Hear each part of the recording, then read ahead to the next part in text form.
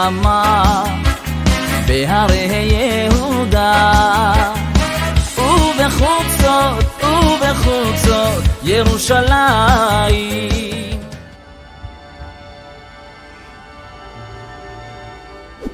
ערב שביעי של פסח, הים נקרא לעם ישראל ים סוף, קריאת ים סוף.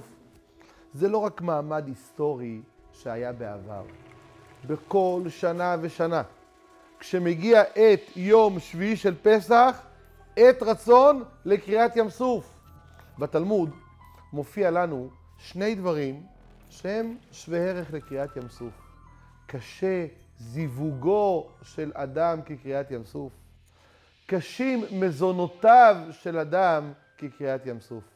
ובלילה הגדול הזה, בליל שביעי של פסח, שבו נבקע הים לשניים, בו ניתן גם כן בשנה זו לבקוע את הים. לבקוע את הים ולהשיג זיווג ולהשיג פרנסה. אני חייב לשתף אתכם בסיפור, שתי סיפורים. מרן הרב קניבסקי היה תמיד מספר, חוזר מספר פעמים על אותו הסיפור. הסבא רב אריה היה מחלק צדקות, עושה חסדים. בשנת המלחמה, ששת הימים, התרומות לא הגיעו אליו מחול, ולא היה לו את האפשרויות לחלק את הצדקות. מה עושה הסבא רב אריה שאין את מה שצריך? הולך לכותל, מתפלל. קורע שערי שמיים אל מול אבני הכותל. פתאום ניגש אליו איזה אדם, דוחף לו מעטפה בכיס. הסבא מסתכל, מסתובב אחורה, הוא נעלם. לימים סיפר הסבא שכנראה זה היה אליהו הנביא. את זה סיפר הרב קניבסקי. הרב קניבסקי לא היה מספר סיפורי צדיקים. ברור, זה חשוב, סיפורי צדיקים. אבל הרב קניבסקי בא לעורר עם הסיפור הזה.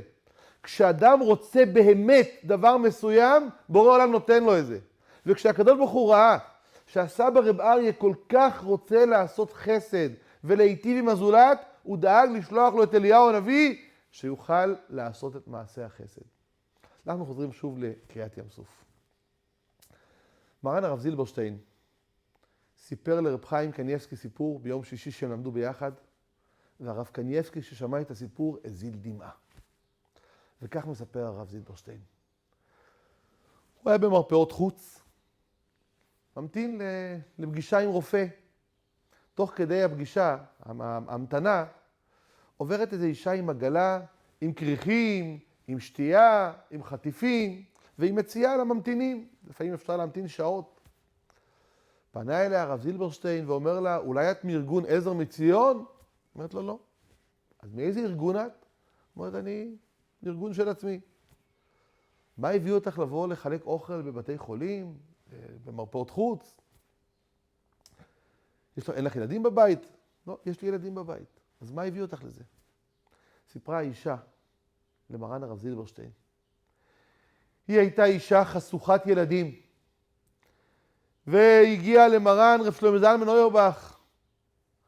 בכתה בפניו, רבה, הקדוש ברוך הוא חייב לתת לי ילדים, אין לי ילדים. ענה לה הרב אוירבך, הקדוש ברוך הוא לא חייב לך כלום. התחילה לבכות עוד יותר. ניגש אליה הרב אוירבך ואמר לה, הקדוש ברוך הוא לא חייב לך כלום.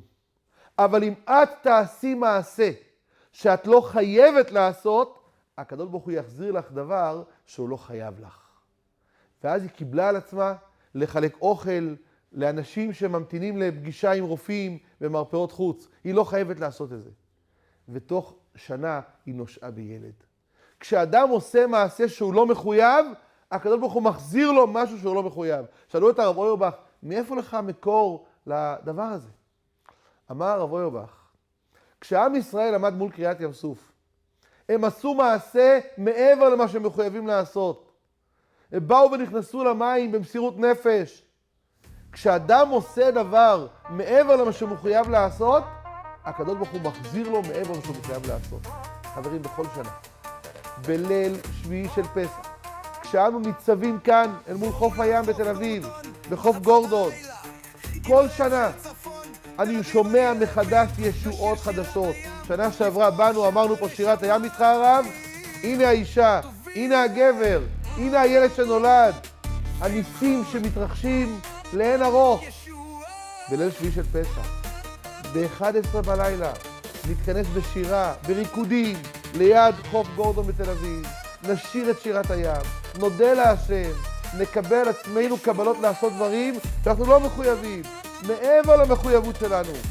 בוודאי בורא עולם יחזיר לנו בכפל כפליים, ונזכה בשנה הבאה להודות על הניסים והנפלאות, ושנזכה כולנו לחג חירות שמח, והגאולות שהיו בעבר יהיו נחלת ההווה בעזרת השם. אמן ואמן. חג שמח. שמחות, שורות